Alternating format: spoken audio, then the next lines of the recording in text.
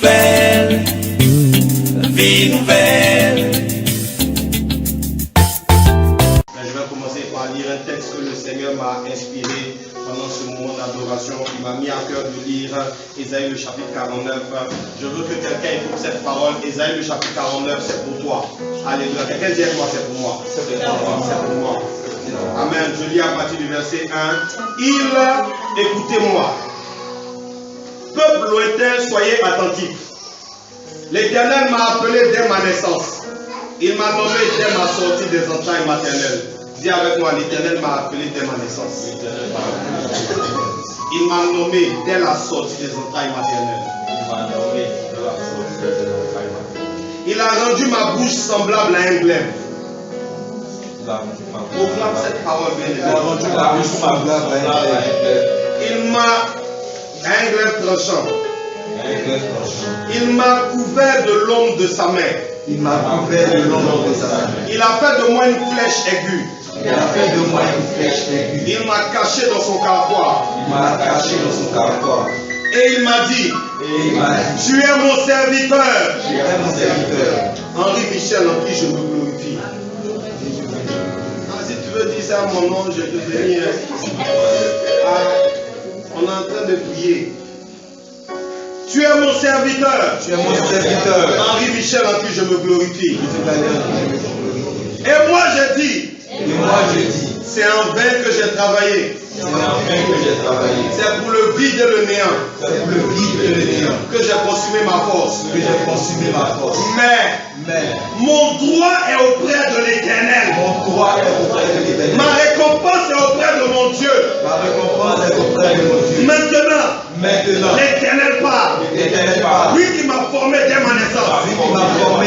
Soit son serviteur. Pour ramener à lui Jacob. Et Israël encore dispersé. Car je suis honoré aux yeux de l'Éternel. Je suis honoré aux yeux de l'Éternel. Et mon Dieu est ma force. Mon Dieu est ma force. Il dit, c'est peu que tu sois mon serviteur. Pour relever les tribus de Jacob. Et pour amener les restes d'Israël. Je t'établis. Toi assis comme ça, Dieu va t'établir, tu plaisantes. Je t'établis à la main sur la tête. Et dis avec moi, l'Éternel me dit, je t'établis pour être la lumière des nations. Pour être la lumière des nations. Pour être la lumière des nations. Pour être la lumière des nations. Quelqu'un dit avec moi, si je dois éclairer les nations, c'est pas ma famille que je ne veux pas éclairer. C'est pas mon emploi que je ne veux pas éclairer. C'est pas ma maison que je ne veux pas éclairer. C'est pas mon église que je ne veux pas éclairer. C'est pas mon pays que je ne veux pas éclairer. Je suis une lumière. Au nom de Jésus. Il dit, je t'établis.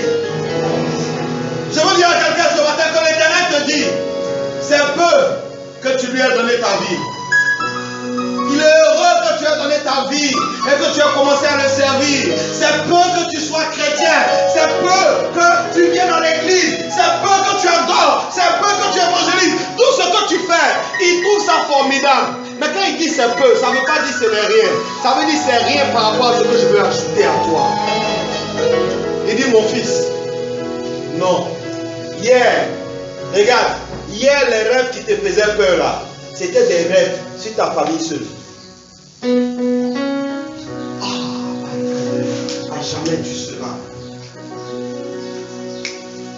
Laisse-moi te dire ce que le Seigneur est en train de dire dans mon cœur. Il m'a dit, quand il a donné le songe à Joseph, Joseph a vu uniquement son père, sa mère, et puis ses frères. Joseph n'avait pas vu d'Égypte se prosterner devant lui. Mais la manière dont Joseph a marché, il dit, c'est peu que tu sois chef de ta famille. Je vais t'établir sur les nations. Joseph a vu l'Égypte se prosterner devant lui. Normalement, c'était juste son frère et ses soeurs. C'était juste ses frères, son père, sa mère. Mais toute l'Égypte se prosternait devant lui. Mais écoute-moi, Dieu dit c'est peu que l'Égypte se prosterne devant toi. La Bible dit à cette époque, sur toute la région, il y avait la famine. Et le seul pays qui avait à manger, c'était l'Égypte. Donc les autres peuples ont commencé à venir en Égypte. D'abord, c'est sa famille qui l'a vu en songe. Mais dans la vérité, c'est pas que sa famille. L'Égypte s'est prosternée. Après l'Égypte, les nations se sont prosternées devant Joseph. Il a dit dans sa parole, tu suceras le lait des nations. Quelqu'un dit avec moi, je sucerai le lait des nations. Je sucerai le lait des nations. Écoute-moi, je ne sais pas quelle est la petite bataille que tu menais et qui t'a fait pleurer en te disant que tu es en difficulté. Mais je veux te dire comme l'Éternel a dit à Jérémie dans Jérémie le chapitre 12. Il lui a dit, Jérémie, pourquoi tu pleures alors que tu regardes les piétons? Tu pleures en te comparant aux piétons. Qu'est-ce que tu feras quand je te ferai courir avec les chevaux?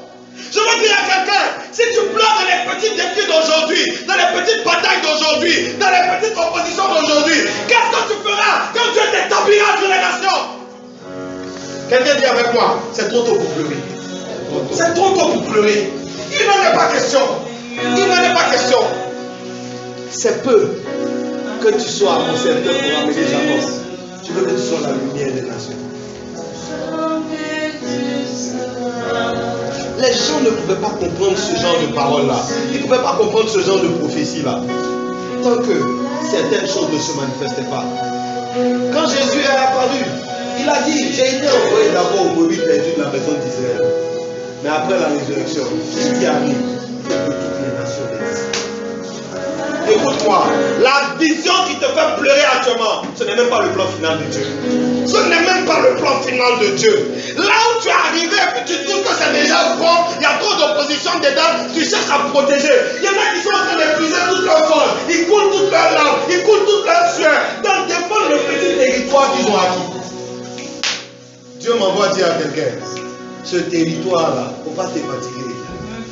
Ce n'est même pas ça l'héritage. Ce n'est pas ça l'héritage. C'est mieux pour toi. Quand il a dit à Abraham, je vais te faire père de multitudes, tout ce qu'Abraham pensait, c'est qu'il allait avoir des enfants.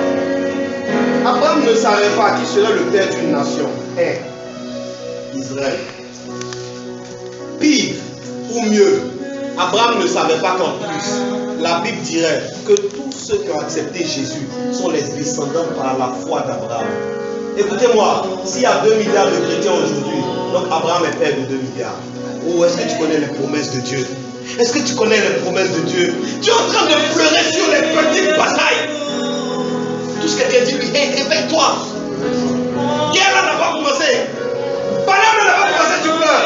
Ça n'a pas commencé. Ça n'a pas commencé. Ça n'a pas commencé. Le premier deal, le premier business, la première affaire. Oh, c'est trop dur. Je n'arrive qu'à gagner que 200 000 dedans, 250 000. Mais mon combat, ils sont mon combat là. Frère, il y a des plus grandes batailles qui arrivent. Parce qu'en fonction de ton grade, on t'envoie les oppositions qui vont avec. Hier, quand on était en train de partager dans l'assemblée des pasteurs, il y a un pasteur qui nous disait que le Seigneur lui avait dit, vie nouvelle, c'est maintenant la guerre commence. Et il a dit au Seigneur, mais comment c'est maintenant la guerre commence? J'ai dit non, que c'est maintenant Satan a envoyé les vrais démons contre vous. Que vous avez fait des échauffements. Mais les vrais sont venus contre vous. C'est maintenant que je veux voir votre résistance.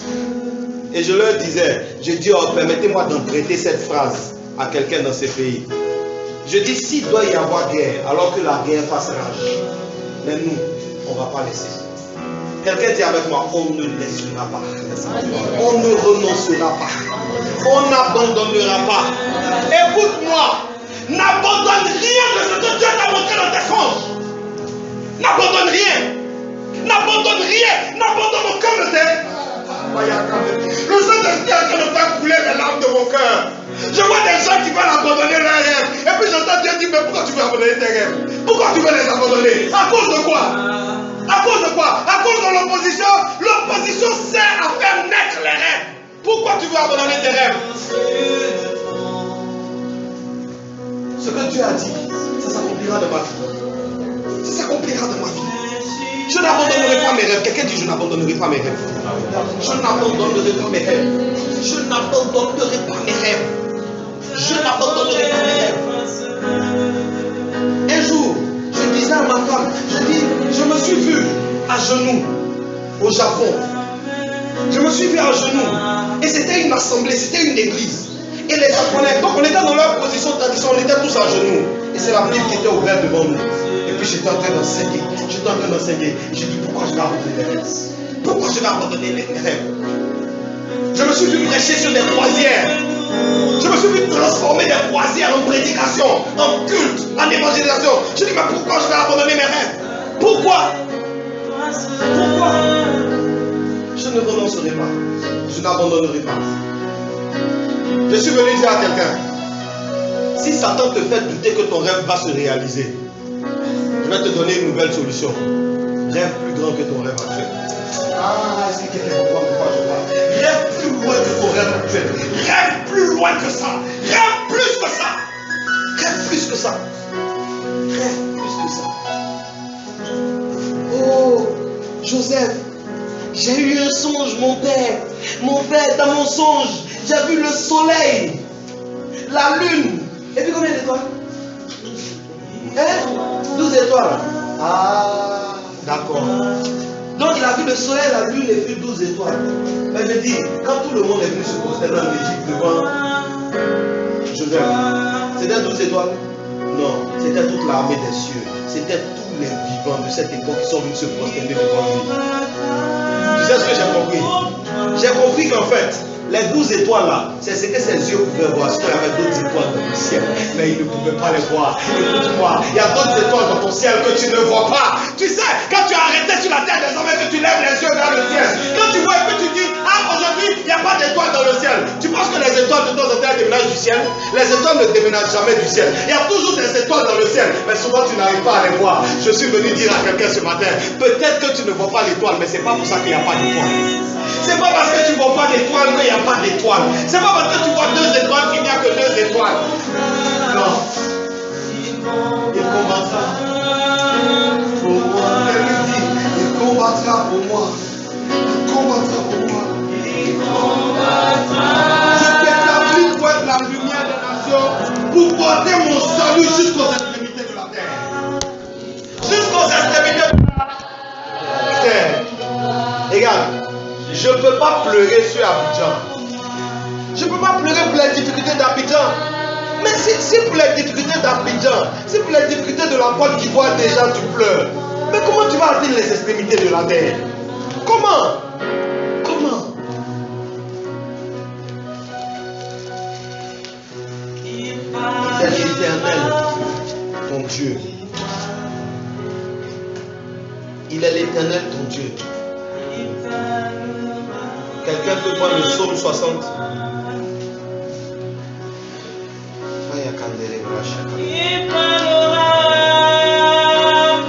C'est trop fort de mon cœur de dire à quelqu'un, si tu as abandonné tes rêves, c'est comme si tu as abandonné ton Dieu. Parce qu'en abandonnant tes rêves, tu es en train de dire que ton Dieu n'est pas capable de les réaliser. Je n'abandonnerai pas mes rêves. Je ne renoncerai pas à mes rêves. Je n'y renoncerai pas.